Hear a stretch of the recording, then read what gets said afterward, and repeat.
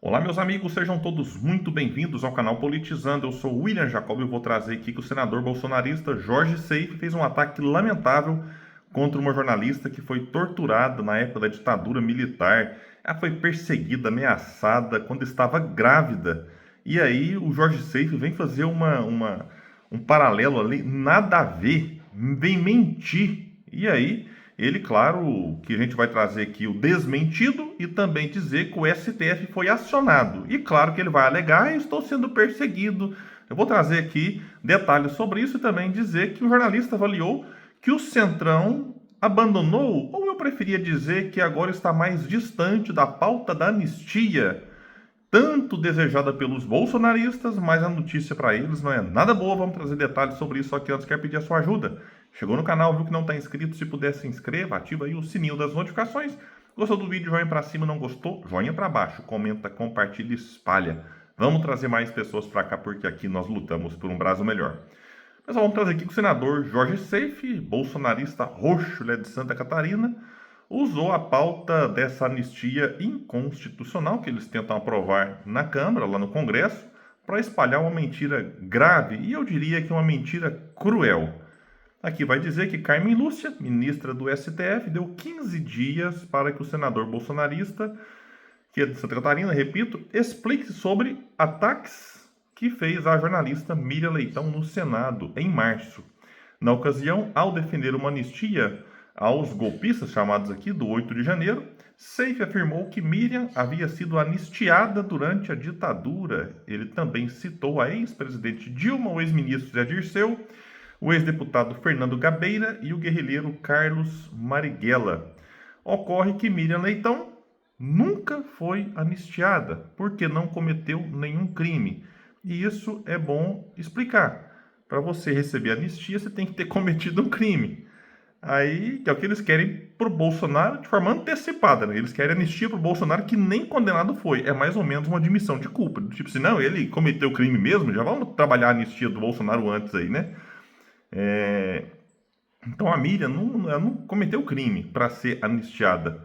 Aqui vai explicar que em 1972 ela era integrante do movimento estudantil no Espírito Santo. E então, grávida do primeiro filho, ela passou 3 meses presa num quartel do Exército em Vila Velha, no Espírito Santo, onde foi torturada. Então ela foi vítima de crimes, ela não foi uma criminosa. Independente aqui das razões, mas William, mas o Marighella foi criminoso, né? Não vou nem entrar aqui no contexto, no porquê que cada um lutava.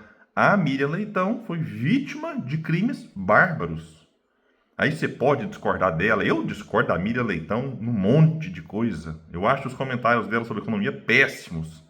Mas isso não faz com que a minha discordância dela no campo da economia faça eu vir aqui e relativizar o que ela sofreu. Aqui vai dizer que Miriam levou tapas, chutes e teve que ficar nua dentro de um auditório diante de soldados. Ela também foi trancada nua dentro de uma sala escura com uma jiboia. Foi ameaçada de estupro coletivo por 3 torturadores. Vejam só. E agora fica essa galera bolsonarista aí reclamando que não pode nem mais cometer crime na rede social quem sofre censura. Estamos sendo torturados. Eu vou reler aqui. A Miriam levou tapa, chute, teve que ficar pelada, vamos falar aqui a palavra, né? Pelada, nua, dentro de um auditório, diante de soldados. Aí ela foi trancada, nua, dentro de uma sala escura, com uma jiboia. Imagina, você dentro de uma sala com uma cobra, que não sei se a pessoa sabe com a jiboia, opa, não tem veneno, não sei o quê. Imagina, o que é isso? Numa sala escura você não consegue nem ver onde a jiboia está. A jornalista, então, por que ela fez isso? Passou por isso? Ela foi acusada de pichação. Participar de reuniões e distribuir panfletos contra a ditadura, mas nunca de ações armadas. Em 74, 5 anos antes da lei da anistia, Miriam foi julgada e absolvida pelo Superior Tribunal Militar. Então o Tribunal dos Militares absolveu a Miriam, e agora o Jorge Seife, esse senador que tinha que ter responsabilidade com a verdade, espalha uma mentira. E diante das declarações do bolsonarista, a defesa jornalista viu possíveis crimes de calúnia e difamação e o interpelou junto ao STF para que ele explique os ataques que fez. Este é o primeiro passo para um futuro processo contra o parlamentar. A ação afirmou que Seif recorreu à mentira e à distorção dos fatos para criar uma falsa equivalência entre a jornalista e os bolsonaristas golpistas. Tal manobra tem um claro intuito de deslegitimar a imagem da jornalista e de criar uma narrativa falaciosa que tenta justificar uma agenda política, desprezando o impacto e a gravidade de suas palavras sobre a honra e a reputação da profissional. Após parecer da PGR, Carmen Lúcia mandou o Seif apresentar explicações em 15 dias. Então, vamos aguardar, ver o que ele vai explicar lá para o STF. E não tenhamos dúvidas de que se ele for punido, sei lá qual tipo de punição cabe a isso aqui, ele vai alegar que estamos numa ditadura, que é a ditadura da toga, e que estão censurando os senadores, vai falar de imunidade parlamentar, que eles confundem com imunidade para cometer crimes. É aquela novelinha que está cansado de ver em vários atos, mas como eles insistem e eles vão renovando as mentiras, a gente tem que estar aqui para desmenti-los e desmascará-los e revelar a hipocrisia bolsonarista. Bom, pessoal, é o seguinte, em menos de uma semana os ventos mudaram completamente as nuvens da política em Brasília. Quarta-feira à noite, isso aqui da quarta da semana passada, líderes do União Brasil, do PP, do Novo e do PL endossaram em vídeo ao lado do deputado federal Nicolas o compromisso de colocar para votar nesta semana, que seria uma semana então depois daquela patuscada de invasão da mesa diretora na Câmara e também no Senado, o fim do foro privilegiado, as prerrogativas constitucionais dos deputados e a anistia aos condenados do 8 de janeiro. Eles comemoraram como se fosse uma vitória e tal, só que não é bem assim não, viu? Aqui vai dizer que os relatos são de que o líder do PSD, Antônio Brito, saiu da sala para carregar o celular e não aparece no vídeo. Astuto, ele também deixou em aberto a posição do partido. Ali, em meio à confusão, o acordo era a condição da oposição para desocupar fisicamente a mesa diretora da Câmara, que havia sido tomada por um motim após o ministro Moraes decretar a prisão domiciliar de Bolsonaro. Deputados de oposição saíram cantando vitória e se sentiram fortalecidos, mas na manhã do dia seguinte, o Centrão começou o seu desembarque. O presidente da Câmara dos Deputados, Hugo Mota, que é do Republicanos, afirmou publicamente que não havia avalizado nenhum acordo, dito antes pelos bolsonaristas. Pouco tempo depois, defendeu punição para os invasores. Ainda na quinta da semana passada, Brito, o senador Otto Alencar e os 3 ministros do PSD almoçaram no Palácio da Alvorada com o presidente Lula. Também estava presente o presidente do partido PSD, Gilberto Kassab. O encontro não estava na agenda. Kassab e seus aliados ouviram cobranças de fidelidade e de posicionamento contra a anistia. Então é isso aí, pessoal. Nesta terça, o desembarque estava completo. Na reunião de líderes, representantes dos mais diversos partidos disseram que não havia entendimento sobre pauta de votação e deixaram o PL e o Partido Novo isolados de novo.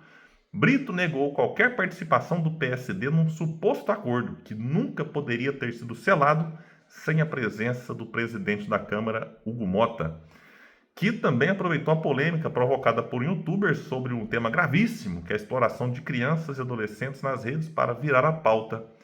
Nesse Brasil polarizado, só se fala de anistia e foro. As bolhas adoram esse assunto. Temos que mudar a pauta.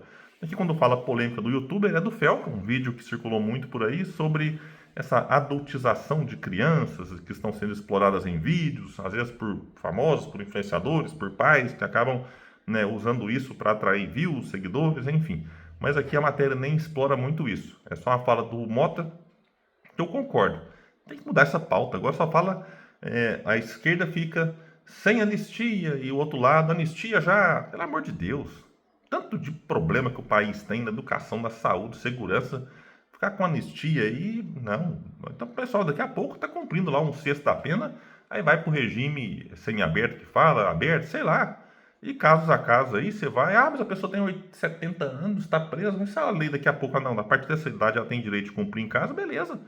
Vamos seguir a legislação que existe. Então, e eu até acho que se você quiser ir lá não, a pena aqui foi de 17 anos, está desproporcional, está exagerada, vamos fazer uma revisão dessas penas, beleza. Só que o que eles querem não é anistia para o 8 de janeiro, para a galerinha lá que foi presa. Eles querem anistia para o 8 de janeiro, mas que inclua Bolsonaro, Eduardo Bolsonaro, os generais que tramaram a questão do golpe, que eu nunca acreditei que fosse acontecer, mas ele foi tramado, ele foi planejado.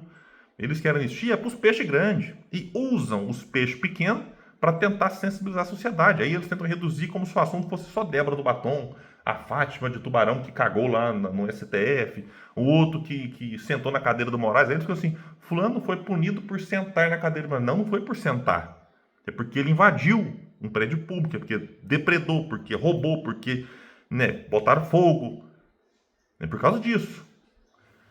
E aqui vai dizer, trazer mais detalhes, de todo jeito.